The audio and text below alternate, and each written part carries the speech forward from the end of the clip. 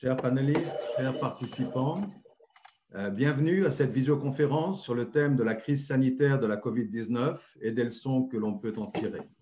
Je m'appelle Jacques Marion, je suis le président du chapitre Europe, Afrique du Nord, Moyen-Orient de la Fédération pour la paix universelle. Permettez-moi d'abord de brièvement traiter de quelques questions pratiques.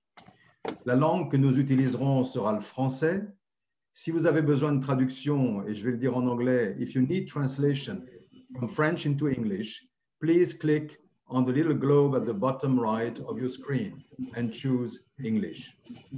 Vous pouvez par ailleurs écrire vos questions aux panélistes en utilisant la fonction questions-réponses au bas de votre écran. Le modérateur les posera aux panélistes dans la mesure du temps disponible. Avant de présenter notre modérateur, je voudrais dire un mot sur la signification de ce webinaire.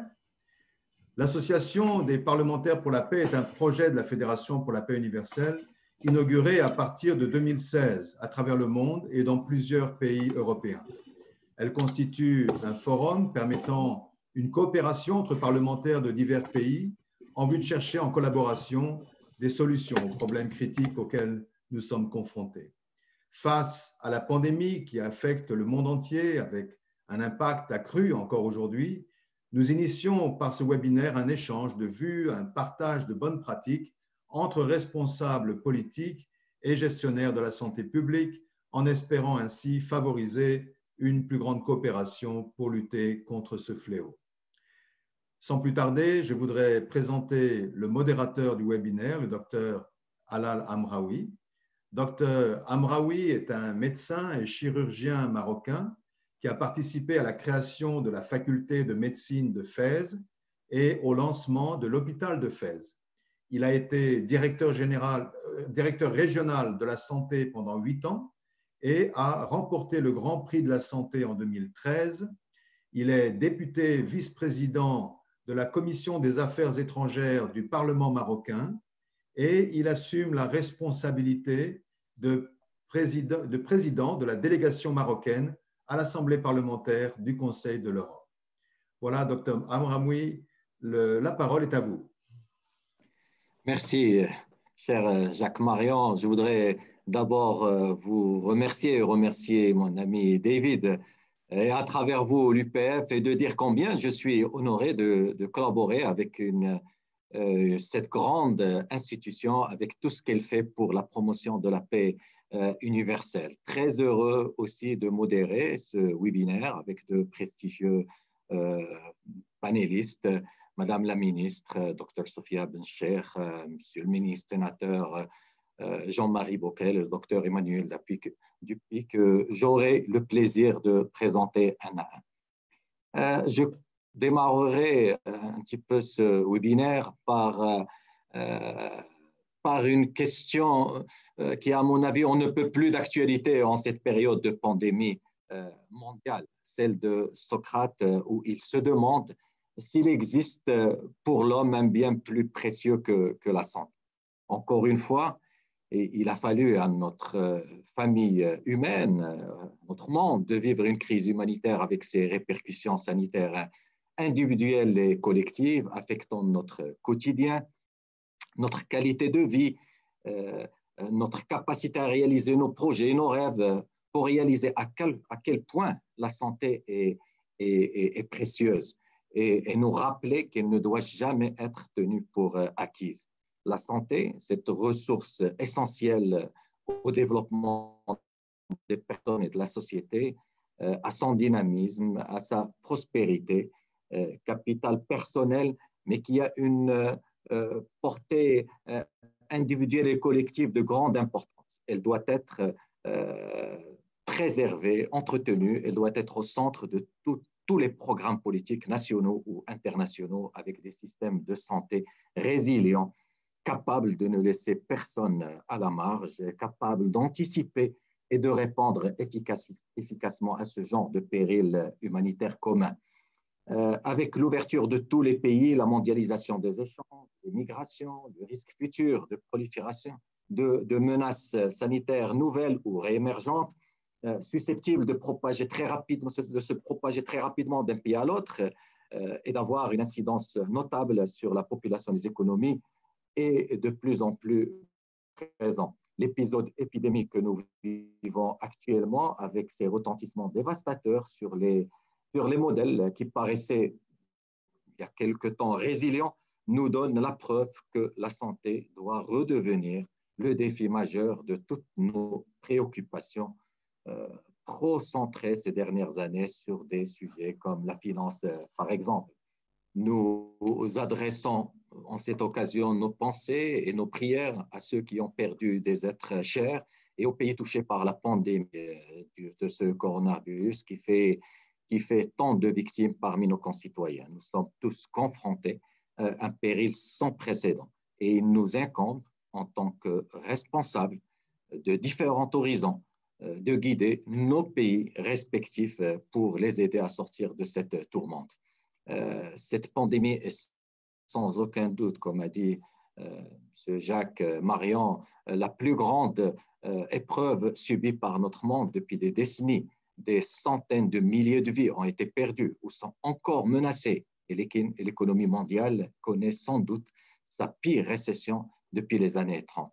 Et compte tenu de la nature exceptionnelle de la menace, la majorité des gouvernements dans le monde, pressés par le temps, n'ont eu d'autre choix que de prendre des mesures exceptionnelles à effet immédiat visant à enrayer, retarder ou limiter la propagation de la maladie, confinement, restriction de certaines libertés. Ces mesures ont un impact considérable sur la vie des personnes et donc ont permis de tester la résistance de nos systèmes, de systèmes sanitaires, de systèmes de gouvernance, de nos institutions, donc de gouvernance au niveau national et international. Avec notre premier intervenant, le ministre, le sénateur Jean-Marie Bockel. Monsieur le sénateur, vous avez été député du Haut-Rhin, maire de Mulhouse, puis président de l'agglomération Mulhouse-Alsace. Vous avez été secrétaire d'État et ministre du Commerce, de l'Artisanat et du Tourisme. Avant, vous avez occupé aussi le poste de secrétaire d'État à la coopération, à la francophonie, à la défense et à la justice.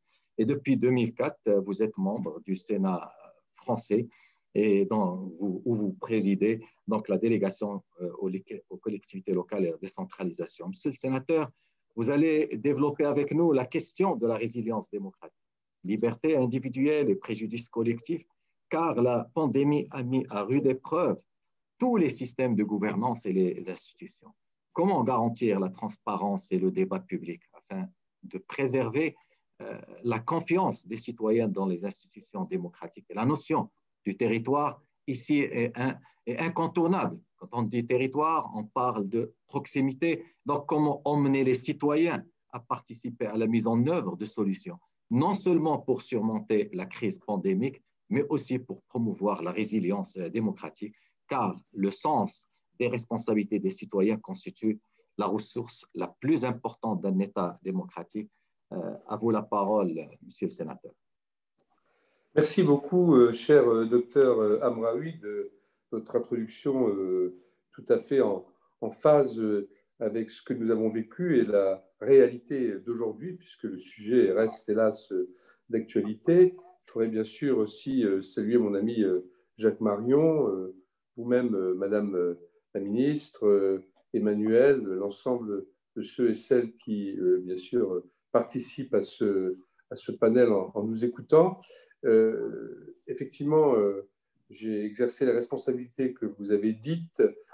J'ai arrêté la vie politique il y a maintenant quelques semaines. C'est tout récent, donc je vais bien sûr, dans mon propos, évoquer cette expérience que vous avez rappelée, cette double expérience, puisque, évidemment, en tant que responsable de collectivité, grande ville, agglomération pendant une trentaine d'années, j'ai également, pendant cette durée, présidé l'hôpital public sur mon territoire. Donc, évidemment, je ne suis pas du tout médecin ni connaisseur, mais nous avons été confrontés aussi à ces problématiques de moyens, d'adaptabilité, et notamment à Mulhouse, puisque j'ai été maire de Mulhouse. Et pour ceux qui ont suivi la situation française au mois de mars dernier, Mulhouse était vraiment le premier grand cluster français. Et nous avions même eu un hôpital militaire qui avait été installé à côté de l'hôpital civil. Le président de la République, d'ailleurs, M. Macron, était venu. Enfin, voilà, on était vraiment au cœur du dispositif, au cœur des problématiques de saturation des urgences, de moyens, de respiratoires, etc.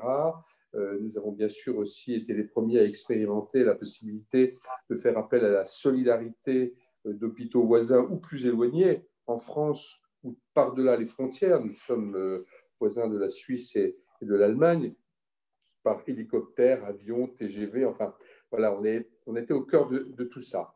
Et c'est vrai qu'à l'époque, je présidais la délégation aux collectivités, aux collectivités territoriales du Sénat, et nous avons, pendant tout le premier confinement, travaillé, je dirais, en temps réel, en lien avec les pouvoirs publics, en lien avec les responsables des territoires, les présidents de régions, maires, etc., pour essayer, quasiment comme je le disais à l'instant, en temps réel, de faire le retour d'expérience de ce qui se passait sous nos yeux, de manière à pouvoir, chemin faisant, et non pas à l'année prochaine ou à la prochaine pandémie, bien sûr c'est toujours utile de faire mieux la prochaine fois, mais chemin faisant, de pouvoir améliorer, adapter, corriger le dispositif pour faire face à cette pandémie, à ses effets. En disant ça, avec quelques mois de recul et à un moment où on repart dans un nouvel épisode,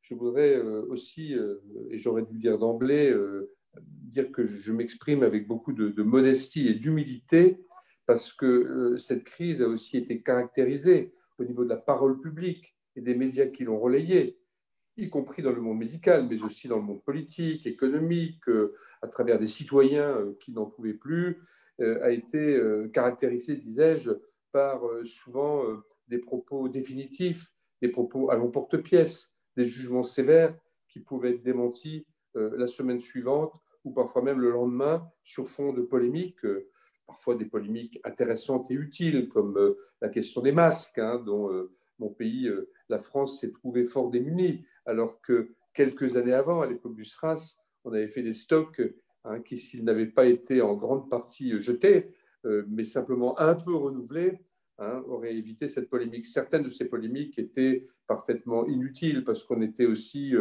je dirais, connectés sur une recherche médicale hein, qui apprenait en avançant et qui était obligé aussi de beaucoup analyser, rechercher pour comprendre exactement à quel syndrome nous étions confrontés, à quel virus nous avions affaire, de manière à pouvoir mieux le traiter. Donc, dans cet ensemble de choses, hein, comme je dis souvent avec un peu d'humour, pendant les travaux, les ventes continuent, c'est-à-dire pendant qu'il y avait tout ça, ce débat public, d'autant plus fort que le pays s'était un peu arrêté. Et donc, les gens étaient évidemment à la fois angoissés et très attentifs. Évidemment, c'était le sujet, ça en était même parfois fatigant. Hein. Évidemment, nous avons dû essayer de tirer quelques pistes. Je n'évoque pas, parce qu'on ne peut pas parler de tout, et vous avez très bien introduit le sujet, docteur, je n'évoque pas les grands sujets sociétaux, hein, mais qui sont intéressants, que certains philosophes ont exprimés, hein, sur les effets pervers de tous les efforts en matière de confinement que nous faisons, que nous devons faire, mais qui, attentatoires aux libertés, attentatoires atteignant l'économie, touchant également la vie des gens, hein, bien sûr les personnes âgées, mais aussi les jeunes. Hein. Aujourd'hui, c'est très dur d'être jeune, tant au niveau de la vitalité hein, qu'on peut avoir et qu'il est difficile d'exprimer, mais aussi de l'avenir, hein, qui parfois a du mal à se profiler dans ce contexte où, dans un premier temps, tout était arrêté. Aujourd'hui, alors que tout repartait, tout est encore un peu freiné. Donc, ça, ce sont des vrais débats, mais au niveau du traitement de la crise, je ferai deux remarques, si vous voulez.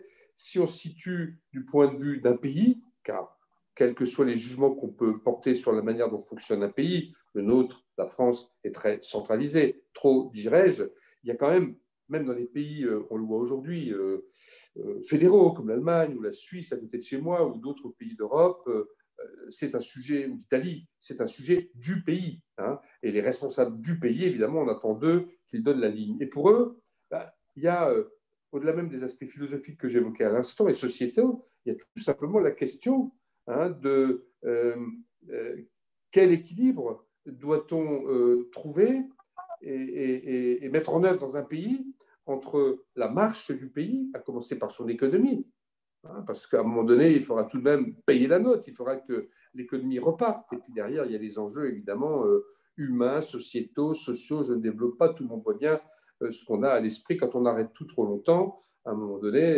évidemment, ça devient gravissime. Donc, ils ont ça à l'esprit. Et puis de l'autre côté, et bien, évidemment, les enjeux de santé publique que j'évoquais à l'instant et sur lesquels on apprend tous les jours. Nous, ce qu'on peut dire, et c'est ma deuxième dernière remarque peut-être, je ne veux pas être trop long dans mon propos, d'ailleurs n'hésitez pas à m'arrêter si je devais l'être, ça concerne un peu les conclusions de nos travaux du Sénat pendant cette période. Nous pensons qu'un pays comme la France, qui ne deviendra pas demain un pays fédéral, peut, sur ces sujets, être déjà au niveau de ce qui relève de l'État, être mieux déconcentré.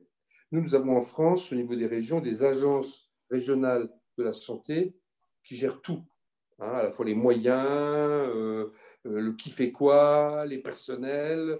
On s'est rendu compte pendant la pandémie que c'était des navires lourds, difficiles. Bon, il y a évidemment des différences en fonction des personnalités, en fonction de la relation entre les gens, mais globalement, ces agences sont trop déconnectées du monde local et des décideurs locaux. Il y a l'idée que, par exemple, les présidents de région pourraient, à côté de directeurs généraux et de hauts fonctionnaires, les présider, donc être en prise directe, comme les maires président des hôpitaux, par exemple. Ça créerait déjà, comment dirais-je, une culture du travail en commun nécessaire. Ensuite, et c'est une proposition, et là-dessus, je crois que le pays, enfin, c'est des choses qui vont peut-être pouvoir se faire. Ensuite, au niveau, pas simplement de l'aspect sanitaire, mais de tous les aspects, la coordination qui est essentielle dans ces périodes-là entre la dimension sanitaire, publique, privée, libérale, la dimension sécuritaire, toutes les règles à respecter, à faire respecter, etc., à adapter à la réalité du terrain. La dimension aussi, je parlais tout à l'heure de notre jeunesse scolaire, les enfants des écoles, c'est majeur, c'est notre avenir. En France, les autorités publiques de la santé, les préfets, qui sont normalement les représentants de l'État régalien dans un territoire, et les autorités disons, relevant du rectorat, donc de l'éducation nationale, sont assez étanches. Et on pense et on propose qu'en période de crise grave, comme par exemple cette pandémie, pendant un temps donné, pas tout le temps, mais pendant un temps donné, le préfet de département, donc un échelon, disons, très, comment dirais-je, très adapté au niveau de sa taille, au niveau français. Il y a 100 départements dans le territoire, c'est un bon niveau d'approche. Le préfet soit, comment dirais-je, le pilote, est un leadership sur l'ensemble de ce qui relève des pouvoirs publics. Et enfin, naturellement, il faut que, en matière de décentralisation, et pas seulement les présidents des grandes régions, les pouvoirs locaux qui ont été concernés par les masques, qui ont été concernés par les aspects sociaux, par la gestion des établissements pour les personnes âgées, par toute une série de questions qui dépendent d'ores et déjà d'eux, soient davantage associés. D'ailleurs, le Sénat a fait, et j'y étais encore, j'ai même été un des co-rapporteurs à la demande du président du Sénat de cette démarche il y a encore 2 mois de cela, des propositions pour améliorer la décentralisation française dans tous les domaines, mais éclairée par l'expérience du Covid. Et j'ai vu que la ministre des Territoires, à la demande du gouvernement, a proposé il y a quelques jours une nouvelle étape de la décentralisation qui prend en compte une partie de nos propositions. Donc je pense que notre travail a été constructif. Comme je vous vois, nouveau docteur, j'en déduis qu'il est temps que j'arrête cette intervention. Merci beaucoup. Oui. Merci, Monsieur le ministre, sénateur. Effectivement, vous avez été un responsable des territoires au niveau local, mais au niveau aussi central, et vous avez très bien fait de souligner l'importance du maillon régional dans ce genre de riposte. et aussi un petit peu comment faire l'équilibre entre la dimension sanitaire et la dimension économique, sécuritaire. Vous avez aussi parlé des difficultés qu'ont connues les hôpitaux à Mulhouse ou partout dans le monde. Aujourd'hui, c'est ce qu'on partage avec tous les pays du monde. Car au fur et à mesure que la transmission interhumaine se démultiplie, les systèmes nationaux, internationaux de santé, de surveillance et de riposte, ils se sont effondrés. C'est une réalité, que ce soit dans les pays riches ou que dans les pays pauvres. Nous devons nous rendre à l'évidence que plus les semaines passent, plus nous suivons les bulletins épidémiologiques avec des contaminations toujours en nette augmentation, plus nous étudions encore la dynamique de ce virus à travers le monde, nous nous rendons compte que nous sommes vraiment face à la plus grande pandémie, le plus grand défi sanitaire de notre époque. La responsabilité première de la santé publique incombant à l'État au niveau central, vous l'avez bien dit, mais avec aussi des responsabilités locales, nous devons d'examiner attentivement la manière dont les systèmes de santé ont fait preuve ou non, ont fait face ou non à la pandémie et d'en tirer les leçons pour l'avenir. Le partage des expériences et des meilleures pratiques ne peut que nous aider dans cette entreprise afin de renforcer la préparation, la résilience et la réponse pour l'avenir. Nous devons d'examiner les mesures de santé publique qui ont été prises pour protéger les populations et notamment les plus vulnérables contre l'infection afin de protéger le droit à la vie. Pour en parler, j'ai le plaisir d'introduire Madame la ministre, Dr Sonia Belcher, afin d'aborder la question de la résilience des systèmes de santé face aux pandémies, évaluer l'état de nos systèmes sanitaires, les systèmes de préparation aux pandémies et la surveillance des infections, afin d'essayer d'en tirer les leçons et les améliorer le cas échéant. Madame la ministre, vous êtes docteur en médecine, spécialiste en médecine préventive communautaire et sociale. Vous avez été médecin inspecteur général de la santé, vous avez été secrétaire d'État auprès du ministère de la Santé, puis ministre de la Jeunesse et du Sport, puis prendre la tête du département de la santé en Tunisie.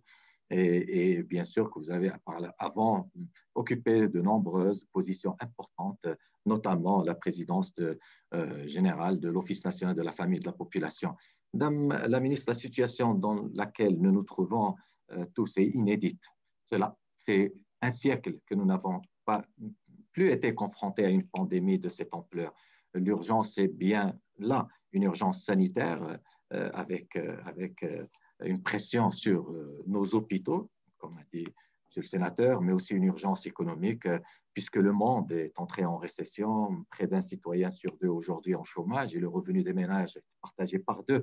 Comment orienter les décideurs politiques pour une meilleure voie, sur une meilleure voie avec des systèmes de santé capables de faire face aux futures pandémies? Il n'y a pas que cette pandémie, mais aussi le risque de futures pandémies ou catastrophes latentes, plus silencieuses, comme la crise climatique. J'ai le plaisir de vous donner la parole, Madame la ministre. Merci, Dr Allel. Merci, Jacques Marion, pour l'invitation. Chers panélistes, les présents aussi à ce webinaire, tout le plaisir est pour moi.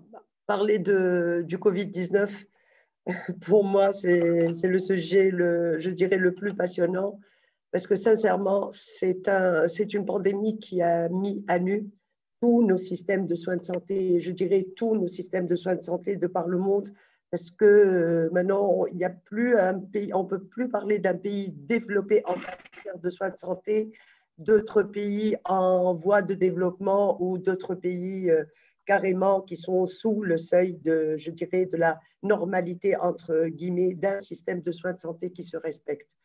Rapidement, je vais parler de l'expérience tunisienne parce que j'étais à la tête du ministère de la Santé quand on commençait à parler des premiers cas, c'est-à-dire octobre, novembre, décembre 2019. Je dirais après, moi j'ai quitté exactement, c'est plus simple, le ministère de la Santé le 28 février.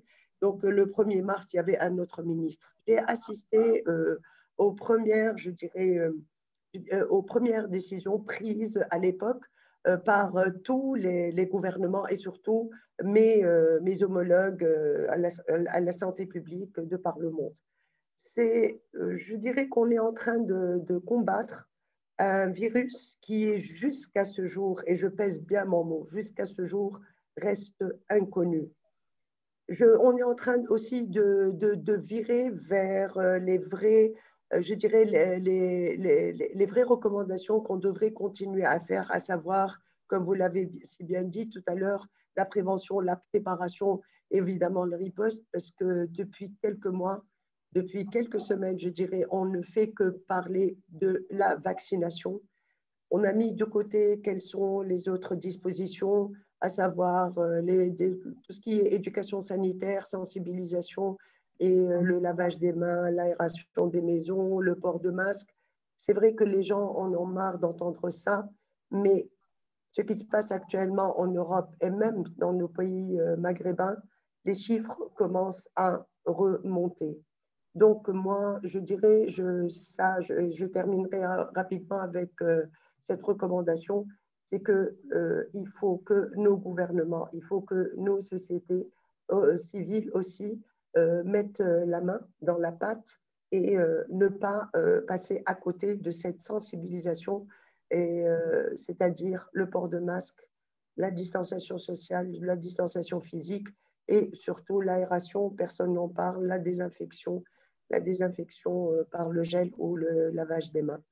Donc, pour revenir, moi, en fin de cette pandémie, je dirais même dès maintenant, il faut que tous les pays doivent, je pense qu'ils doivent repenser santé. Repenser santé, pourquoi? Pour la simple raison que nos systèmes de soins de santé, avec cette pyramide classique, les soins de santé primaires, qui sont en contact direct avec la population, qui sont très développés chez nous, maghrébins, avec la deuxième ligne de soins, parce que notre système repose sur une pyramide avec une large base de contact direct avec la population, représentée par les centres de soins de santé de base et les hôpitaux de circonscription maternité périphérique. La deuxième ligne, qui est représentée par les hôpitaux régionaux, ici en Tunisie, on les trouve au niveau des 24 gouvernorats, et d'ailleurs, leur nombre est de 34. Et le sommet de la pyramide est représenté par les établissements publics sanitaires qu'on appelait avant 1994, avant la réforme de ce niveau-là, on appelait les CHU. Alors, au début de la pandémie, on a mal jugé, comme tout autre pays d'ailleurs, et tout le monde cherchait à avoir les lits de réanimation, cherchait à avoir la réanimation en tant que telle, et on a peut-être mis de côté ou oublié qu'on avait un système de primary healthcare, de soins de santé de base qui était très développé en Tunisie depuis les années 70. D'ailleurs, on a pu éradiquer avec cette grande réforme à l'époque beaucoup de pathologies infectieuses, à l'instar de la rougeole, de la rubéole, polio, et ainsi de suite. Donc, on a négligé, je dirais, cette ligne de soins avec ces ressources humaines qui sont représentées par les médecins généralistes, par les médecins de famille, par un personnel paramédical qui est très formé dans le sens de la prise en charge des maladies infectieuses et ainsi de suite. Donc, je dirais, tout le système, on l'a décalé vers la troisième ligne de soins, à savoir les CHU, vers les services de réanimation. Moi, je dirais que ce n'était pas voulu ou ce n'était pas d'ignorance de notre part, parce que je dis toujours qu'on est en train de batailler contre l'inconnu. Donc, au fur et à mesure qu'on avançait, nous, dans le temps, on se mettait, on apprenait mieux à connaître, je dirais, ce virus-là. Et après qu'on parle de prise en charge d'antibiothérapie, au mois de juillet, on commençait à parler de l'oxygénothérapie beaucoup plus que je dirais, la vraie réanimation médicale et des malades sous machine. Là, il y a eu un petit soulagement et on commençait à prendre nos patients aussi bien au niveau de la première que la deuxième ligne de soins. Je terminerai avec, malheureusement, nous, je dirais, je vais vous expliquer pourquoi malheureusement, parce que la Tunisie est sortie de la première vague, si on peut appeler ça pour nous première vague, parce qu'on n'a eu que jusqu'au mois de juillet que 50 décès depuis depuis le mois de mars. Donc, de mars à juillet, on n'a que 50 décès et 1160 cas positifs. Donc là aussi, cette question, je me suis posé cette question, je l'ai dit aux médias tunisiens, là, est-ce que réellement c'était une vague pour nous en Tunisie? Mais fin juillet, août, surtout septembre, on a réellement senti une vraie vague. Actuellement, on est les chiffres, tout le monde les connaît, mais juste pour petit rappel, on est à peu près on a dépassé les 4000 décès, alors que, comme je vous l'ai dit, au mois de juillet, on était à 50 décès. On a fait plus que 536 000 prélèvements et on est à peu près 117 000 cas positifs.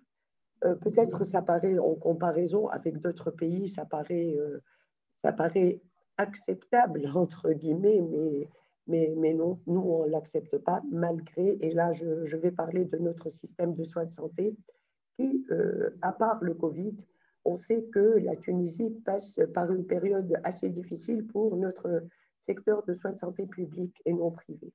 Parce qu'on a un secteur public, un secteur privé, un secteur parapublic qui est sous l'égide des caisses de sécurité sociale, c'est-à-dire le ministère des Affaires sociales.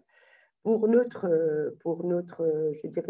système de soins publics, nous, la réforme qu'il nous faut peut-être, et c'est ça, on l'a décidé bien avant l'arrivée du Covid, c'est une vraie réforme sur le financement de la santé et orienter carrément, c'est-à-dire orienter nos ressources et ce qu'on veut couvrir exactement, c'est-à-dire faire le rapprochement entre la Caisse nationale d'assurance maladie et la gestion de nos structures de soins de santé, parce que on a trois sources de financement. On a le budget de l'État, on a les caisses de sécurité sociale et les ménages l'out of pocket, et cette part des ménages qui ne cesse de grimper, qui est à peu près, qui avoisine actuellement les 39%, et ça c'est énorme pour un pays qui se considère sous une sécurité sociale qui est appréciable, avec plus que 80% de la population qui est couverte.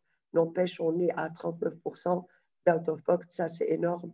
Et d'un autre côté, la principale source de financement, qui est la deuxième, à part les ménages qui sont la Caisse nationale d'assurance maladie, elle est sous l'égide du ministère des Affaires sociales. Et donc, imaginez trois principales sources de financement dont je dirais, la plus importante qui est la Caisse, sous l'égide du ministère des Affaires sociales. Le ministère de la Santé est le principal prestataire de services. 80% de la population soigne dans le secteur public, alors que, c'est-à-dire, je dirais, l'épée de Damoclès est toujours sur nos têtes, nous, gestionnaires au niveau des hôpitaux. On a beaucoup d'indigents à couvrir dans nos structures de soins de santé. Et bon, ça, c'est des détails du détail pour notre système tunisien, mais pour vous dire que bien avant l'arrivée du Covid, on a senti je dirais, cet emblème de repenser santé et réellement, qu'est-ce que les États veulent couvrir, qu'est-ce que ces systèmes de soins de santé veulent couvrir. On est passé à côté de la santé de base des années, mais là, je pense qu'on doit revenir vers la médecine préventive, vers la médecine communautaire, vers les soins de santé de base, vers les hôpitaux de circonscription. Et c'est là la vraie décentralisation, parce que hôpital de circonscription, hôpital régional résoudront les problèmes des CHU. Bon, là, apparemment, je dois terminer, mais toujours à votre disposition s'il y a des questions. Merci. Madame la ministre, je vous remercie pour cette excellente analyse. D'ailleurs, sur le système de santé tunisien, elle est exactement valable pour le système de santé marocain. D'ailleurs, j'ai cru entendre un expert marocain parler de notre système de santé, car comment on a pu négliger, surtout nous, pays du Sud, comment on a pu un petit peu négliger cette première ligne de soins primaires. Nous, avec des épidémies qui sont de notre histoire, c'est l'histoire récente pour nous. Autant peut-être les pays du Nord ont un petit peu, la génération actuelle a un petit peu oublié tous tout ce qui concerne un petit peu cette ligne de soins très importante, la prévention, et sont allés vers un curatif avec des moyens toujours aussi onéreux, toujours aussi importants, parce que le monde de la médecine, de la santé est devenu un monde marchand. Tout ça pour dire que la plus grande leçon, la plus importante que nous pouvons retenir, comme a si bien dit Monsieur le sénateur au tout début, c'est d'abord l'humilité. Aucun pays ne peut ériger des murs et vaincre seul ce virus. Et faute de recul et de connaissances sur le virus, anticiper la manière dont pourrait évoluer l'épidémie était délicat. Et dans le même temps, il est apparu clairement dès le départ que la pandémie est inévitablement un signal d'alarme, appelant au rétablissement de la coopération multilatérale et de la confiance dans les institutions afin de faire face aux lourdes, multiples et durables conséquences sur la vie économique, sociale et politique de nos sociétés. L'ampleur dévastatrice de la crise a de toute évidence nécessité une coopération transnationale et des réponses coordonnées pour la résoudre. Elle a mis en évidence, malheureusement, l'inadéquation de nombreux formats internationaux existants actuellement. Je rappelle la parole du secrétaire général de l'ONU, Antonio Guterres, qui avait déclaré qu'espérer qu'ensemble nous pouvons vaincre ce virus et nous le vaincrons grâce à la coopération, la solidarité et à la fois en notre humanité commune. Le monde s'est effectivement révélé totalement démuni et pris au dépourvu face à une crise de cette ampleur. Pour parler un petit peu de ce volet, j'ai le plaisir d'accueillir notre ami docteur Emmanuel Dupuy qui va aborder la question de la coordination multilatérale. Monsieur Emmanuel Dupuy est le président de l'Institut Prospective et Sécurité en Europe, un groupe de réflexion centré sur la diplomatie parallèle et l'analyse prospective stratégique avec des bureaux à Paris, Bruxelles et Rabat. Vous êtes maître de conférences à l'Université catholique de Lille, ainsi que dans diverses universités à travers le monde, Genève, Hangzhou, et spécialisé dans les études de la guerre et la sécurité.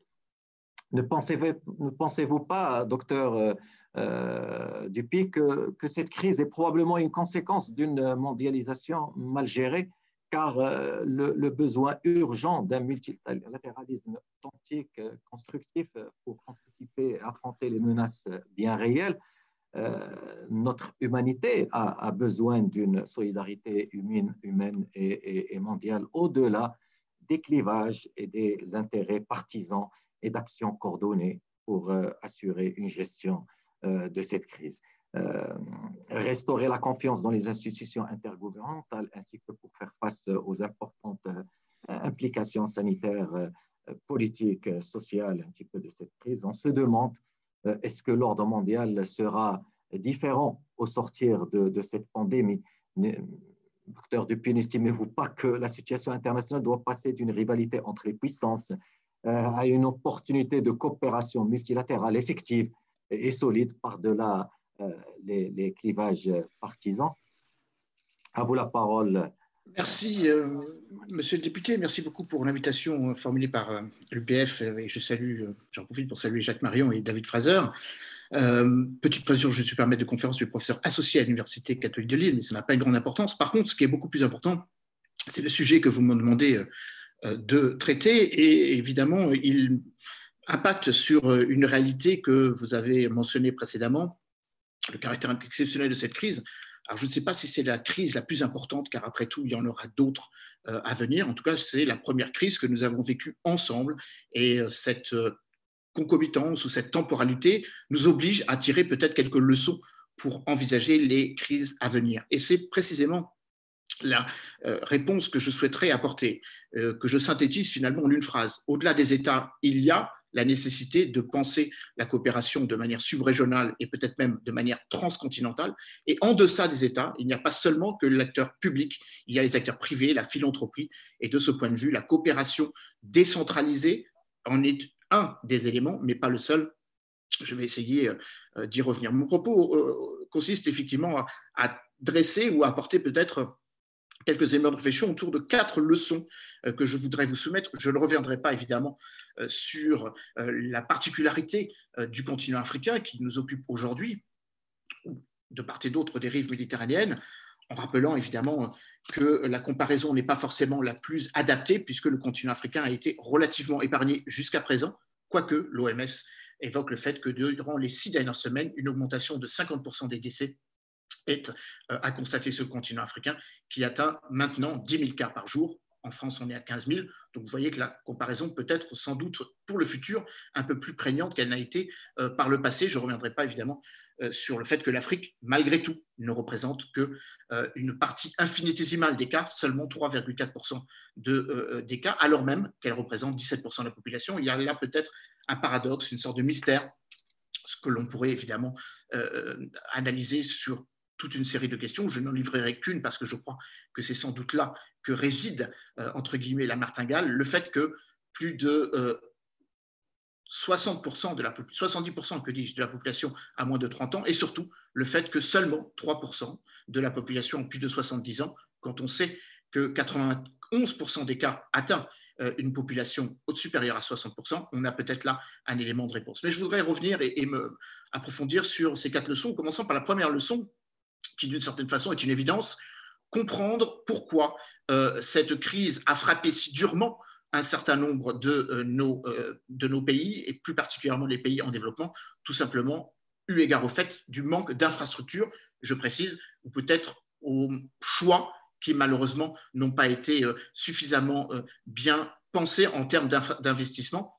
Je n'évoque pas l'asymétrie qui existe en termes de capacité médicale entre de part et d'autre de la rive méditerranéenne. Je évoque quand même le fait que le FMI mentionne, rappelle, et là encore rappelé, que les carences en termes d'infrastructures sont aussi un puits, une trappe dans lequel, évidemment, la situation s'est aggravée. Le fait que 45 milliards de dollars par an n'est pas suffisant pour permettre au continent de répondre aux besoins évidents et fondamentaux des populations, il en faudrait 2,5 fois cette somme. C'est précisément un des éléments qu'il convient d'avoir à l'esprit quand il y aura, à l'horizon 2050, 34 millions d'Africains bien formés qui quitteront le territoire africain et qu'il faudra penser à la possibilité de fournir du travail à 440 millions de jeunes Africains qui arriveront sur ce marché du travail. C'est un des éléments que l'on a tendance un petit peu à sous-estimer, le caractère un petit peu domino de cette crise. Il y a la crise sanitaire, il y a la crise économique, et il y a d'autres crises qui ont été aggravées à cause de cette pandémie. Le fait que, par exemple, un des objectifs du développement, le premier des objectifs de développement, faut-il le rappeler, parmi les 17 objectifs que nous nous sommes donnés à l'horizon 2030, l'éradication de l'extrême pauvreté sera vraisemblablement, malheureusement, pas atteint. Et c'est une des raisons pour lesquelles un certain nombre de pays souhaitent développer leur mobilisation en faveur de l'aide publique au développement. Comme vous savez, la France s'est fixée comme objectif d'atteindre 0,55%. On est loin des 0,7% préconisés par le NEPAD.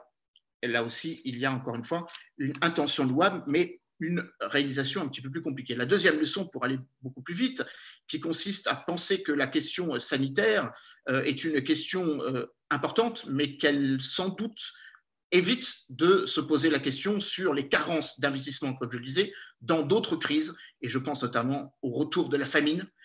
Il y a sans doute là une irresponsabilité dont on doit tous être tenus responsables, ou bien évidemment, comme Vera Sangwe le rappelle, un besoin d'impacter et d'injecter des sommes importantes pour éviter ce qui malheureusement ne sera pas évitable, c'est-à-dire la bascule de la croissance qui était de 3% l'année dernière sur le continent africain, à une récession de 3% d'ici l'année 2020. La Banque mondiale rappelle que 60% des foyers dans 60 pays du Sud verront leur salaire baisser cette année, avec là aussi le continent africain hélas lourdement touché, avec maintenant 40% de la population africaine qui vivra en dessous du seuil de pauvreté qui, comme vous le savez, est fixé à 1,9 $ par jour. Retour de la famine également, comme je le disais, avec là aussi une vigilance importante. Il y a 690 millions de mal nourris dans la planète Et ce chiffre, évidemment, s'est accru avec l'impact de la pandémie, puisque l'argent qui était supposé être utilisé par l'ONU pour étayer et pour tenir compte de cette réalité, évidemment, et à juste raison, à bon escient, a été réfléchi vers une réponse d'urgence. Troisième leçon, et j'en aurai que 4, comme je le disais, il faut remplacer les politiques et la gouvernance sanitaire. La gouvernance sanitaire qui, jusqu'à présent, a été prise en otage par les mobilisations d'urgence et celles dont nous avions, hélas, l'obligation d'assumer, c'est-à-dire une sorte d'hypertrophie de notre aide publique au développement dans le secteur de la sécurité.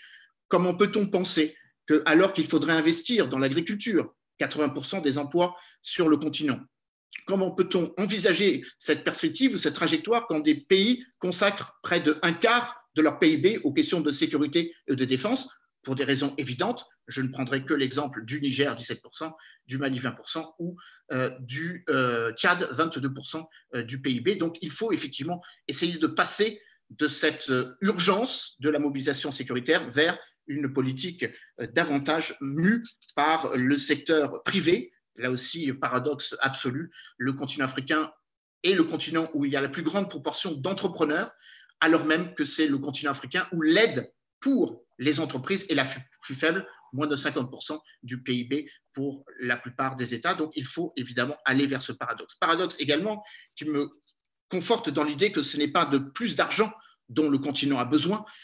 Et de ce point de vue, puisque la discussion a porté ces derniers jours avec la rénovation de l'aide publique au développement présentée par le ministre des Affaires étrangères, d'ailleurs je salue Jean-Marie Bockel qui avait travaillé sur ce projet de loi, puisque ça fait 3 ans qu'il était en gestation, qui a été présenté mercredi dernier au Parlement, avec peut-être là aussi, pour tordre le cou à une réalité, la nécessité de dépasser la question de la dette, l'effacement de la dette ou le moratoire de la dette. Tout ça ne résiste pas à la réalité du fait que depuis la crise sanitaire en février 2019, près de 50 milliards de dollars ont quitté le continent africain et que si l'on prend la temporalité de 2000 à 2015, le montant de la dette le montant de l'évasion fiscale surpasse de 100 milliards de dollars le poids de la dette. 800 milliards ont quitté le continent africain depuis 2000 et 770 milliards de dollars constituent cette dette. Quatrième et dernière question, quand il s'agit de repenser la coopération régionale, ça ne suffit pas de le dire ainsi. Il faut se féliciter que l'Union africaine soit, depuis le retour du Maroc en janvier 2017, pleine et entière. Il faut se féliciter de la mise en place d'ici quelques semaines de la zone économique continentale, la ZLECAf, qui verra le jour, puisque maintenant, avec la ratification du Nigeria, il y a quelques semaines, 34 des 54 pays l'ont ratifiée, donc elle va être pleine et entière. Il faut se satisfaire de la demande du Maroc, qui a été formulée en février 2017, d'intégrer la zone économique, la coopération économique régionale la plus présente et la plus formalisée, celle de la CEDEAO, les 15 pays de la CEDEAO. D'ailleurs, je crois savoir que la Tunisie a demandé à avoir un statut de membre observateur, comme en bénéficiait le Maroc depuis 2005. Il faut se satisfaire, encore une fois, que l'Union africaine soit une réalité politique. Il faut peut-être interroger le fait qu'il y a peut-être moins de conditionnalité que dans d'autres zones économiques régionales. Je pense à l'Union européenne et peut-être que c'est là un élément important de réflexion. Et il faut penser la question de l'impact de la crise sanitaire de manière positive, et je termine par là, en prenant en compte la temporalité tout à fait positive que consiste à reconnaître l'importance de la colocalisation ou de la relocalisation de nos industries de souveraineté, et je mets dans celle-ci évidemment l'industrie pharmaceutique, en repensant la verticalité. Certains appellent ça l'Afrique, la Méditerranée et l'Europe, mon ami Jean-Louis Guigou. Certains appellent ça la coopération euro-africaine ou la théorie des quartiers d'Orange, qui fait que de part et d'autre de la Méditerranée, de part et d'autre des 15 pays de la rive sud de la Méditerranée et les 27 pays de l'Union européenne, il y a une prise en compte commune d'un certain nombre de coopérations économiques, tout cela dans un espace qui est quasiment concomitant, 3 ou 4 fuseaux horaires. Ce qui est vrai en Méditerranée est vrai un petit peu partout dans le monde, et je vous promets d'en terminer en 1 minute, Halal, ce qui est vrai dans la zone Indo-Pacifique, avec la création ou la confirmation du partenariat économique régional qui a été signé le 15 novembre, réunissant précisément une zone économique existante, l'ASEAN, comme peut-être l'Union européenne, et des pays qui s'y agrègent, la Chine, l'Australie, le Japon, la Nouvelle-Zélande, et la Corée du Sud. On a là près de 24% du PIB mondial. Je rappelle que si on met de côté l'ALENA, ce qui maintenant s'appelle l'Alliance Canada, États-Unis, Mexique, 21% du PIB, le reste, les 36% du PIB, nous concernent, continent européen et continent africain. Et je crois que nous devons construire les organisations ou les institutions ou abonder dans le sens d'institutions qui peut-être sont un petit peu défaillantes. Tout ça pour rappeler une dernière vérité, que les institutions, si elles ne sont pas dotées d'un leadership reconnu comme positif, comme progressiste et non pas comme régressiste, n'ont pas beaucoup de chances de répondre aux urgences de demain. Il faut se féliciter que sur le continent africain, comme de reste sur le continent européen, il y ait quelques leaders qui ont pris cette dimension en compte. Je pense notamment à l'idée d'un fonds permanent de dotation qui permettent de répondre aux crises de demain, initiative prise par le roi Mohamed VI, le président sénégalais Macky Sall, le président Alassane Ouattara et l'ancien président du Mali, Ibeka, avant sa déstitution le 18 août dernier. Voilà un élément important. Et le dernier élément, et je crois que j'en terminerai par là parce que c'est une façon d'ouvrir le débat, nous devons penser urgemment non seulement la gouvernance des institutions, mais les sujets dont on parle au niveau de la gouvernance mondiale de la santé. Comment se fait-il qu'il y ait insuffisamment de travaux dans la jonction entre les pandémies humaines et les épidémies animales, les épizooties? Je crois que c'est là un des objectifs de la COP15 de Comines sur la biodiversité. Et comme vous l'avez justement rappelé, Alan, il faut faire la jonction avec l'environnement. C'est la raison pour laquelle nous devons évidemment poser et penser la question de l'environnement aussi par rapport à la question de la résilience de nos systèmes de santé. Avoir des OMS régionalisés et pas forcément avoir une OMS qui se régionalise, c'est sans doute un des éléments que je voudrais livrer au débat en rappelant, parce que je l'ai dit, que tout ça n'est pas le seul apanage des États. Les financeurs de l'OMS sont de plus en plus privatisés. Je pense notamment à la subvention de 80 millions de dollars faite par la fondation de Melinda et Bill Gates. Et je pense également au fait que s'il n'y avait pas eu la fondation Alibaba et l'implication personnelle de Jack Ma sur le continent africain, un certain nombre de systèmes de santé africains n'auraient pas pu résister autant qu'ils l'ont pu le faire par rapport à la crise. Merci, cher docteur Dupuy. Vous avez très bien fait de signaler l'importance d'un leadership positif. Vous avez mis le doigt sur un certain nombre de paradoxes. Vous avez beaucoup parlé de l'Afrique. Tout d'abord, vous avez au début dit qu'il n'y a pas, en tout cas, il n'y a pas beaucoup de cas qui sont déclarés, mais ça reste à démontrer parce que de toute façon, le seul moyen de le savoir, c'est que ces pays puissent avoir les mêmes moyens de dépistage pour pouvoir, et on sait que les pays africains sont noyés dans d'autres problèmes, bien sûr, aussi graves les uns que les autres. Et vous avez très bien parlé de l'importance du développement de ce continent, l'avenir finalement du monde, qui est le continent africain, mais qu'il s'agit d'une responsabilité partagée, une responsabilité internationale partagée. Madame, messieurs les panélistes, j'ai énormément de réactions. Je vais vous proposer, le temps passe vite.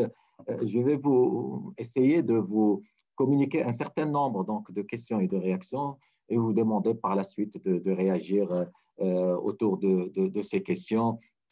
Tout d'abord, la première qui se posait sur l'intérêt des dispositions prises, tout ce qui est confinement, masque, distanciation, étaient-elles les meilleures? Ça, on sait que c'est le seul moyen dont on disposait. Une question posée à monsieur le sénateur politique, disons que devant cette période très critique due à la pandémie, il y a tellement de sujets importants que de débattre des lois concernant la PMA et la GPA et tous les problèmes concernant la bioéthique. La réaction dit que c'est un petit peu déplacé. Aussi une question très importante posée devant cette situation de pandémie. Le parent pauvre était la santé mentale. comment tous les systèmes de gouvernance sanitaire et politique puissent répondre à cette problématique importante. Il y a des commentaires, mais je préfère aller vers des questions comme ce qu'on partage ensemble. Les méthodes naturelles et préventives, bien sûr, on n'aura pas le temps d'en parler énormément, mais c'est important aussi de noter cette remarque. Il y a aussi le rôle de l'OMS. Tout le monde a critiqué un petit peu le retard, si on peut dire, un petit peu affiché par l'OMS, et puis aussi l'efficacité de l'organisation et l'importance, et peut-être l'intérêt de revoir un petit peu et les pouvoirs de cette institution qui reste très, très importante et incontournable, mais qu'il faudra encore revoir. Et aussi la disponibilité, on n'a pas beaucoup parlé de la disponibilité des médicaments pour tous les pays, les vaccins notamment, qui est aussi aujourd'hui le sujet d'actualité. On sait que depuis le début de la pandémie, il est très rapidement paru que c'était l'importance d'avoir une immunité naturelle. Tout le monde sait aujourd'hui qu'elle est difficile à atteindre, et donc il reste l'immunité acquise, c'est-à-dire les vaccins. On a de grands espoirs aujourd'hui, mais comment pouvoir faire accéder tout le monde en si peu de temps à ce vaccin? Là, un groupe de questions, si vous pouvez, madame, messieurs, donc réagir à ces questions. Je commencerai encore une fois par monsieur le sénateur. Je sais qu'il est un petit peu pris. Merci, docteur, monsieur le député. Vous avez fait une synthèse excellente de ces questions, et on a eu vraiment, moi j'étais très très intéressé par les différentes interventions des panélistes. Quelle bonne idée d'avoir organisé ce débat. Comme sénateur, enfin comme jeune ex-sénateur français, quelques remarques rapides. Bon, moi, je fais partie aussi des gens qui pensent qu'il peut y avoir une discussion sur les priorités que l'on choisit en matière de santé. Les questions de société ont certainement leur importance. Regardez, comme on se souvient du septennat de Giscard d'Estaing qui vient de décéder, c'était sur des évolutions concernant et des progrès concernant les questions de société. Après, certaines de ces questions sont controversées, c'est le cas actuellement, hein, bien entendu, et évidemment, je comprends la question sur les priorités, et à titre purement personnel, je peux la partager. Concernant, mais là, on est aussi derrière ce débat que je ne trancherai pas, on est sur des évolutions sociétales. Je pense, et c'est un peu aussi l'esprit de ce qu'a dit ma collègue ancienne ministre tunisienne, par exemple, hein, sur toute la dimension, comment dirais-je, communautaire, au sens de communauté, de gens qui se serrent les coudes, qui sont solidaires sur un territoire donné, hein, et de telle manière à ce que la résilience à des pandémies comme celle-là, il y en aura en effet d'autres, ou d'autres grands maux, hein, au pluriel de mal, qui peuvent arriver dans le contexte actuel de réchauffement climatique, etc. L'individualisme n'est pas l'avenir, alors que nous sommes dans une société qui s'est beaucoup individualisée. D'ailleurs, le modèle ou le contre-modèle, diront certains, que fournissent un certain nombre de pays développés passe à la fois, et ça c'est positif, par le respect de chaque personne et la maîtrise par chaque personne de son destin, de son devenir, hein, on s'éloigne un petit peu de tout ce qui pouvait être des pesanteurs dans les sociétés plus archaïques, mais la contrepartie, en tout cas l'aspect, je ne dis pas que c'est la contrepartie, mais l'aspect négatif qui apparaît, c'est cet individualisme forcené, hein, et qui font que certaines évolutions sociétales, y compris dans le domaine de la santé, de la bioéthique, hein, finalement tout ce qu'on est scientifiquement capable de faire, on le fera, hein, alors que derrière, il y a des débats éthiques, c'est sûr. Dernière remarque, parce que là, je pense que dans les réponses aux questions, le temps passant, et on va être plus court. J'ai noté au passage, docteur, une de vos remarques sur les enjeux de santé mentale. Il se trouve que c'est un sujet sur lequel je travaille actuellement dans mes nouvelles responsabilités de consultant, etc. Et j'ai donc beaucoup à faire aux professionnels, aux responsables de cliniques, secteur public, secteur privé.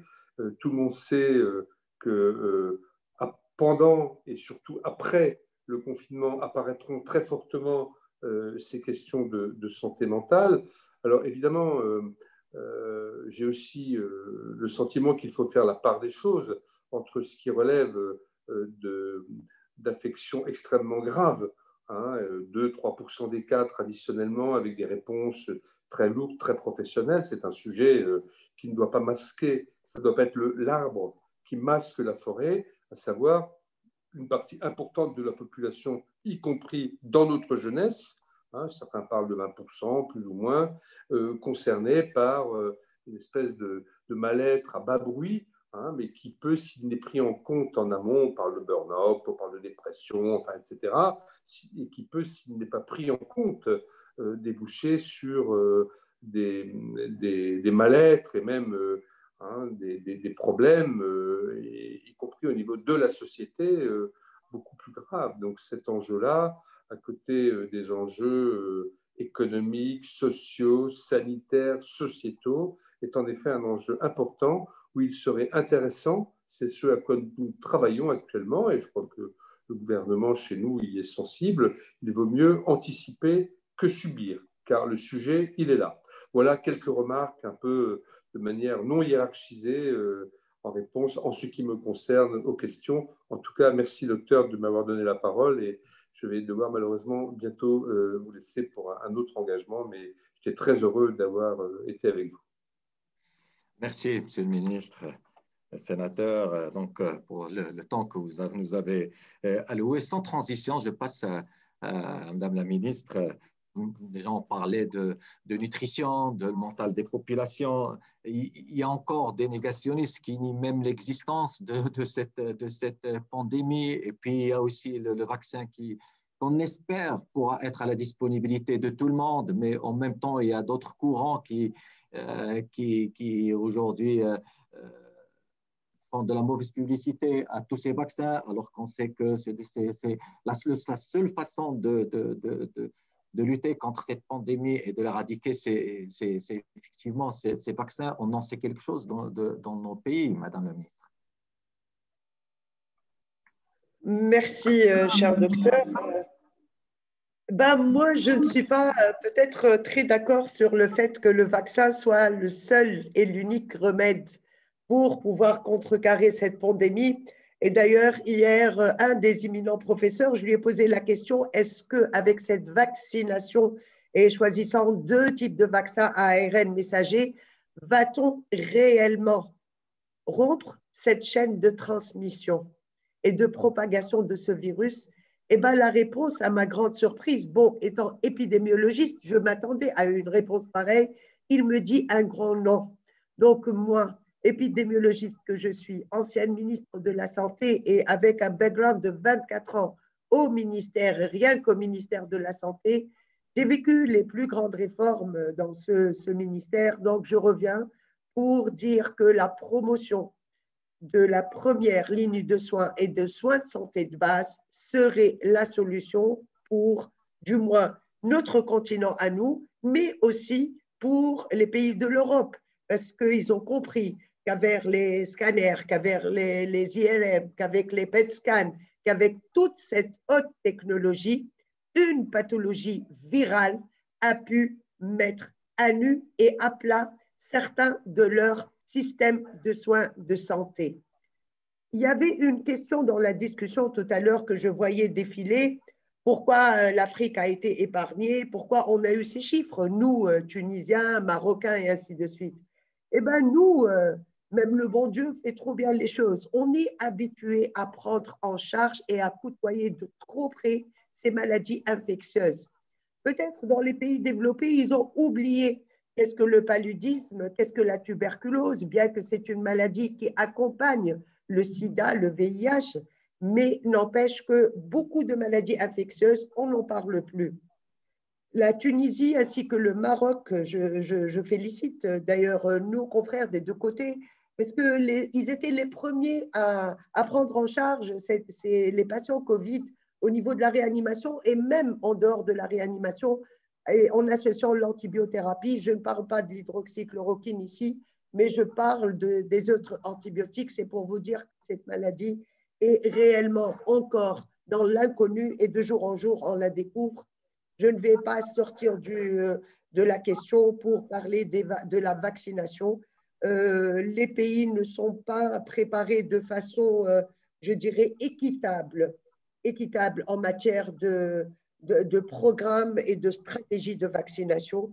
Il y a des pays qui étaient assez intelligents comme le Maroc, que je félicite d'ailleurs, et qui ont participé aux essais cliniques de la phase 3 et qui étaient assez, je dirais, précoces. Donc là, ils sont assez bien en avance, mais jusque-là, nous, on a entendu que la vaccination allait commencer au mois de décembre 2020, mais jusque-là, on est le 19, pratiquement le 20, et on ne voit pas les choses venir. Moi, je dirais, oui, la vaccination pourrait éventuellement résoudre ce problème de pandémie et de propagation, mais il ne faut pas oublier qu'en 2009, qu'en 2007, qu'en 2008, avec le H1N1, quand les industriels ont trouvé le vaccin et que nos pays se sont procurés ce vaccin, on n'a pas trouvé qui vacciner. Juste aussi pour un autre rappel, en 2003, avec le SARS-CoV-1, quand les industriels pharmaceutiques ont mis en place le vaccin, le virus, le corona SARS-CoV, le SARS-CoV-1 a terminé ces deux cycles et on n'a plus de virus. J'espère que pour cette fois-ci, je sais que je suis peut-être assez optimiste pour le dire, mais revenons surtout à la prévention, à l'éducation sanitaire, à la sensibilisation des gens et ne pas se concentrer uniquement sur la vaccination qui, jusque-là, pourrait être une solution parmi les autres solutions, et surtout qu'avec cette deuxième, je dirais, et troisième montée, alors qu'on était dans la descente dans plusieurs pays du monde de notre courbe, là, un petit plateau s'est installé il y a 10 jours et là, réellement, on voit une remontée. Bon, ce n'est pas l'ordre de notre webinaire d'aujourd'hui, notre panel, mais je tiens énormément à ce que on mette, vous avez parlé tout à l'heure d'une coopération multilatérale, c'est le rôle de l'OMS, c'est le rôle de tout ce qui est multilatéral, mais sincèrement, moi je suis transparente et je le dis, est-ce que même l'OMS a su gérer cette crise avec nous? Est-ce qu'elle était aussi précoce? Et je dirais, elle a su gouverner cette pandémie pour que nous suivrons les pas à travers les directions régionales de l'OMS. Et là aussi, une autre pensée, quand on parle d'une coopération multilatérale, on peut parler aussi d'une éventualité d'une coopération bilatérale, et commençant par le Maghreb arabe. Ce n'est pas du régionalisme ici, mais depuis le temps qu'on parle de l'achat groupé des médicaments, depuis le temps qu'on parle je dirais, de mettre en place un système de soins de santé, bien que je crois qu'on ne peut pas importer un système de soins de santé ni faire du copier-coller, mais n'empêche, on a les mêmes mœurs, on a les habitudes, on a des indicateurs de soins de santé qui se ressemblent énormément et on peut faire profiter les autres pays de l'Afrique de notre coopération et de notre, je dirais, collaboration meilleure entre nous, pays maghrébins. Tout à l'heure, mon ami là, a parlé de la santé mentale. C'est un élément qui est très, très important parce que les patients avec Covid ou sans Covid souffrent. Pourquoi souffrent? Ils ont souffert avec ce confinement imposé à nos populations, à nos peuples au mois de mars, avril, mai, même il y a des gens qui sont partis plus loin. Et actuellement, bien que le confinement soit ciblé, bien que le confinement n'est pas aussi restrictif et total comme l'autre fois, mais pensez aux personnes qui sont déjà atteintes et qui souffrent de l'après-Covid, et même les personnes qui ne sont pas atteintes de Covid souffrent aussi de…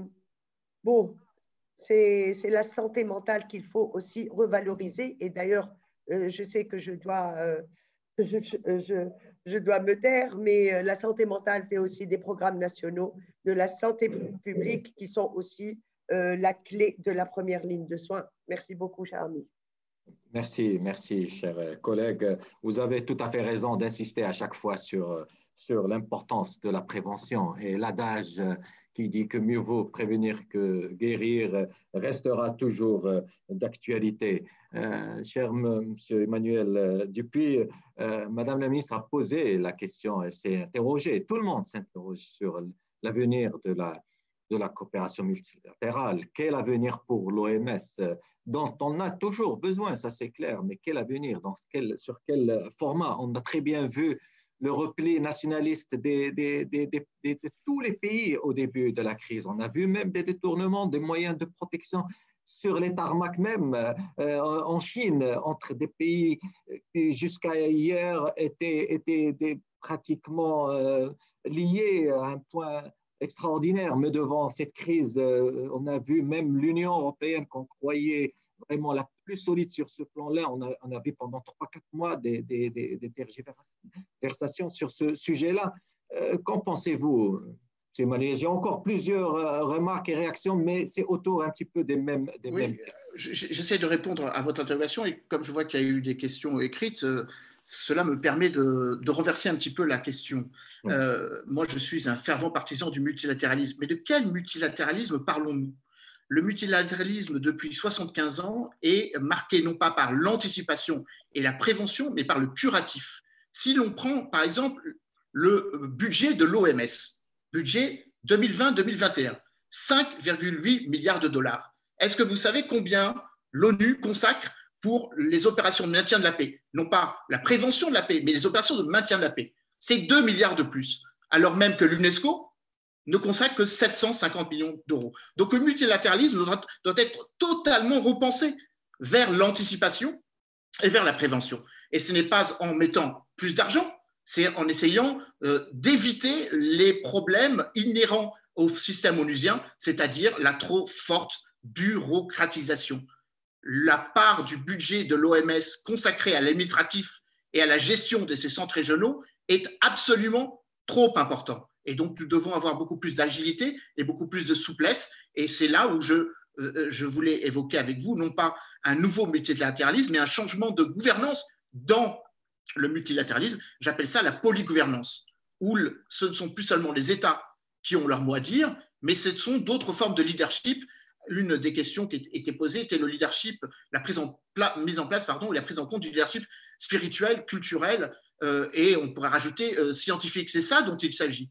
Il faut penser les organisations intergouvernementales de demain avec une autre façon d'en percevoir leur portée, c'est-à-dire moins de centralisation descendante, si j'ose dire, un petit peu plus de centralisation ascendante à la rigueur, et un petit peu plus de décentralisation dans le sens qu'il faut changer la sociologie de ceux qui font ce multilatéralisme. C'est, je crois, l'objectif de la prochaine décennie, non pas de nouvelles institutions, mais changer la manière dont elles fonctionnent.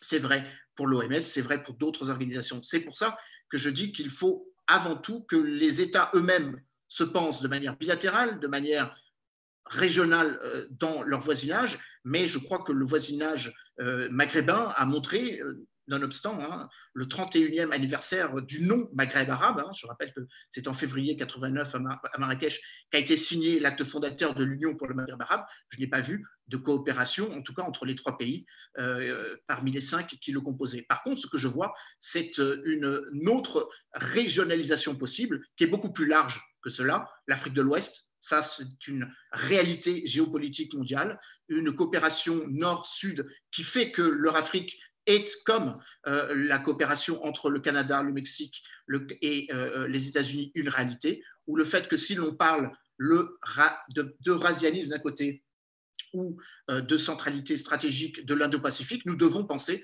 la centralité stratégique de la Méditerranée. C'est la raison pour laquelle la coopération doit se faire de manière horizontale, mais aussi, de manière verticale, mais aussi de manière horizontale. On l'a bien vu avec les États de plus en plus qui reconnaissent le caractère saharien du Maroc ou la reconnaissance récente d'un certain nombre de pays du monde arabo-musulman de l'État d'Israël.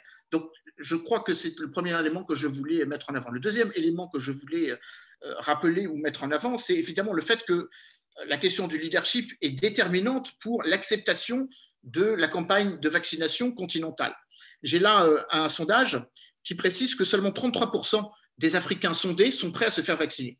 Donc, il s'agit non seulement de santé publique, mais il s'agit d'avoir des leaders qui convainquent leur population du bien fondé de cette nécessité de vaccination. Je partage le point de vue de la ministre en disant que la vaccination n'est pas tout.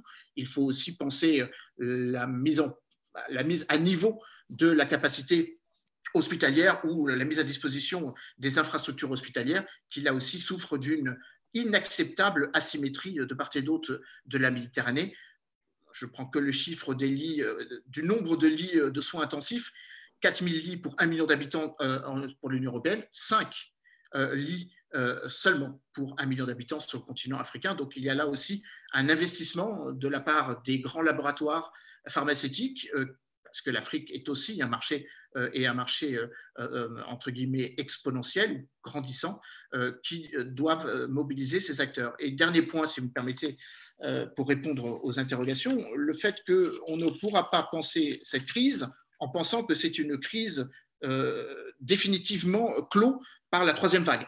Et ça, je crois que c'est particulièrement important de partir du principe que l'interconnexion entre les problèmes environnementaux, les aléas environnementaux qui ne connaissent pas de frontières, les pandémies qui n'en connaissent pas moins, la question de la prise en compte de cette souffrance liée au retour de la famine, les 690 millions de personnes qui souffrent de la famine, qui souffriront de la famine à l'aune de l'année 2021, nous oblige à penser le caractère un peu administratif de la frontière et de définir des biens communs de l'humanité. Et c'est, je crois, un des objectifs du nouveau mutualisme à inventer. Les 17 objectifs du millénaire précisent qu'il y a un certain nombre d'inacceptables communs qui nécessitent ou qui vont au-delà des différences ou des difficultés politiques.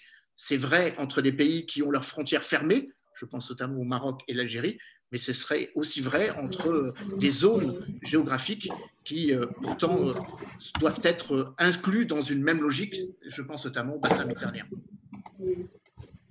Merci. Pour revenir au vaccin, parce que ça reste l'espoir, finalement, un espoir légitime de tous les pays, mais compte tenu des capacités de production limitées, il ne sera pas possible de vacciner le monde immédiatement, on le sait. L'OMS insiste sur l'objectif que chaque pays doit être en mesure de vacciner 20% de sa population d'ici la fin de 2021. Et les données épidémiologiques, et ça, bien sûr, vous le savez, Madame la Ministre a souligné la nécessité d'une distribution équitable du vaccin pour une efficacité maximale. Aujourd'hui, 51% des commandes sont destinées à 13% seulement de la population mondiale. Donner le choix, il faut d'abord qu'on en dispose. C'est d'abord la plus importante, parce que même avec un vaccin très efficace, sûr et pouvant être fabriqué, il n'a de valeur pour la santé publique que s'il parvient effectivement aux personnes qu'il doit protéger, et il est largement utilisé par la population. Le temps passe, on est devoir de conclure, et avant de passer la parole à M. Jacques Marion pour le mot de la fin, je dirais que pour affronter une pandémie, et comme durant toutes les périodes de crise, certains éléments restent incontournables. La continuité d'une gouvernance démocratique, des institutions dignes de confiance, des dirigeants démocratiques responsables, des citoyens responsables, c'est très très important aussi. Et là, je reviens à l'éducation qui est incontournable. Et des réponses communes et solidarité au lieu d'un isolationnisme national et des discours nationalistes. Il est clair que notre monde changera peut-être du tout au tout dans les années à venir. C'est à nous de décider s'il le fera dans le meilleur ou pour le pire. Et le premier enseignement à tirer de la pandémie est que nous ne pouvons plus, comme par le passé, rester dans un état d'impréparation générale. C'est le cas où on en était tous d'impréparation à une catastrophe mondiale, d'autant plus que la prochaine catastrophe mondiale, la crise du changement climatique causée par les humains se profile déjà. Nous avons passé plusieurs points nous avons laissé passer plusieurs points de bascule dans la prévention liée à cette pandémie. Nous ne pouvons plus nous permettre de ne pas voir ceux du changement climatique qui risque d'arriver. Je vous remercie tous et je passe la parole à mon cher Jacques Marion. Merci beaucoup, merci Dr Amraoui. Je remercie aussi particulièrement, chaleureusement nos panélistes pour leur présentation et aussi tous les auditeurs pour leur participation et leurs nombreuses questions. Avant de clore ce webinaire, je voudrais présenter un très bref historique du travail de la FPU avec les parlementaires à travers le monde. Je vais partager mon écran pour montrer quelques photos pour vous donner une idée un petit peu de notre travail et de nos projets. Voilà, bon, je ne sais pas. Est-ce que c'est visible? Oui, ça marche. Ça marche? Oui. Essaie de mettre ton écran en plein écran. Ça ne vient pas. Bon, je vais continuer. Donc, l'Association des parlementaires pour la paix a été inaugurée début 2016 en Corée lors d'une rencontre internationale au Parlement coréen. Elle a ensuite été lancée sur chaque continent dans une centaine de pays. Et en voici quelques exemples d'inauguration par ordre chronologique. À Londres pour l'Europe, en 2016, donc, lors d'une rencontre européenne au Parlement britannique, en Zambie pour l'Afrique australe et orientale. Ce sont simplement des exemples, hein, où 15 nations étaient représentées. Au Japon, où plus de 60 parlementaires ont participé à l'événement, à la diète japonaise. Au Liban, où la cérémonie d'inauguration a eu lieu aussi au Parlement du pays. En décembre 2017, en Palestine. Au Sénégal, nous avions notre premier sommet continental africain à Dakar, et c'était l'occasion d'inaugurer aussi à IPP, donc au niveau du continent et du Sénégal. Au Portugal aussi, donc dans la magnifique salle du Parlement portugais. Et fin 2018, donc nous avons eu l'occasion, à l'invitation du président de la Chambre des représentants du Maroc, son Excellence El Malki, donc à son invitation, nous avons aussi pu inaugurer à IPP au Maroc et bien sûr dans beaucoup d'autres pays également. Alors, depuis 2 décennies, la FPU rassemble des responsables politiques, notamment des parlementaires, des leaders religieux ou de la société civile, pour favoriser le dialogue et la réconciliation.